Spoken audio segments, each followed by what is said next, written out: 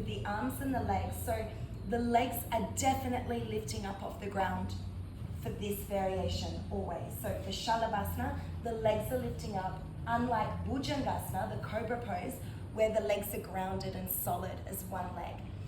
Shalabhasana, as we lift the legs, we start with the feet hip width apart. There might be a tendency for the legs to separate.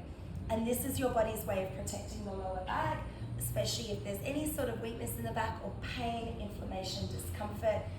Perfectly fine to allow the legs to separate. If you pick up and you know that it's just your body being a little bit lazy, wanting to take a bit of a back seat in the posture, encourage bringing the legs back to hip width. But if that's causing any sort of discomfort on the back, let the legs do what they want to do. We do not bend the knees in Shalabhasana, okay? The legs stay straight. With the arms, I'm going to demonstrate here. Your arms can be extended out behind you with the palms facing up. So you'll notice that there's an internal rotation of the shoulder. So we're internally rotated as opposed to externally rotated like we'd be in Shavasana, like so. So that's an external rotation, that's an internal rotation. This can be a little bit more comfortable, but by externally rotating with the palms facing down, it's allowing for more of an opening across the chest and the heart. Because we've got that opening external rotation. Really beneficial for people who sit at computers or on their phones or holding babies or driving a car, an internal rotation. Or reading a book. Anything. Most of us fall into that category. So that's why I like to teach with the palms facing down. But you can turn the palms up if that feels better for you. There's other variations of interlacing the hands behind the back and also having the hands under the body. But first, I'm going to demonstrate this variation. So we start with the chin on the mat or the forehead down. I'm going to start with the chin just so you can hear me and I'm not talking to my mat. And then we bring the legs together or the feet can be slightly apart, your choice. On an inhalation, we're raising the arms, the legs, the chest up off the mat. So we're raising up as high as possible. The feet will separate slightly, that's perfectly fine, enabling you to lift a little bit higher. So if they separate a lot, notice if that's to protect the back or if it's just like my body here, is just finding it's a little bit nicer. So I would challenge myself by bringing the legs in a little bit because I don't have an injury.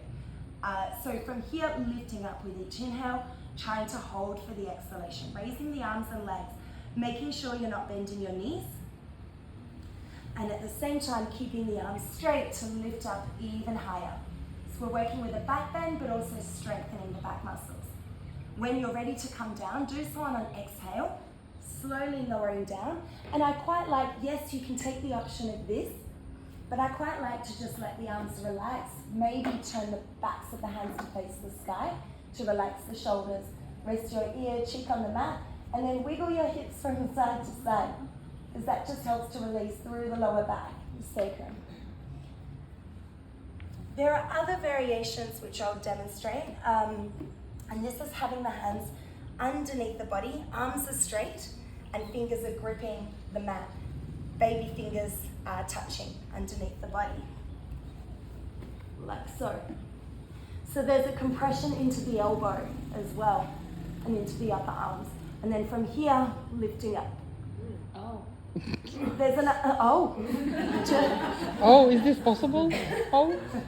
There's the other variation. I'm going to lift up so you can see, interlacing the hands under my body, pressing the thumbs down, straight arms again. And from here, it's easier to go up even higher. Do you press your fingers just feet up? Do I, sorry? Do you press your fingers to your body too? My arms are like that. Oh. So yeah, the weight is you're pressing into the thumb, Yeah. Okay. like that. So I was doing this under my body and then raising my legs. And the other one, there, I was doing this. so And then thumbs to the ground. Baby Palms. fingers touching. Yeah. So the hands are kind of down near the thighs, right to the center of the body, not separated. Okay, there's actually other variations of Shalabhasana, but today we're just going to focus on the external rotation because that's a variation that's available to pretty much everyone. What might be a contraindicator? pregnancy. Yes. What? Back. Pregnancy, Ah, especially third trimester. Yeah. Second trimester, it depends on how big she is. Because actually, sometimes resting on the belly can feel nice.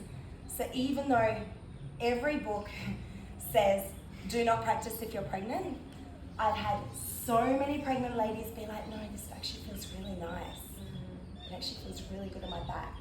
Okay, if you want to, go for it. And it blows me away how many people do it. But again, it just depends how big she is. Because some people aren't showing until quite far down towards their third trimester. yeah. So leave it up to them. If someone is pregnant and this is definitely not their jam, what would you say to do? Just rest on your tummy.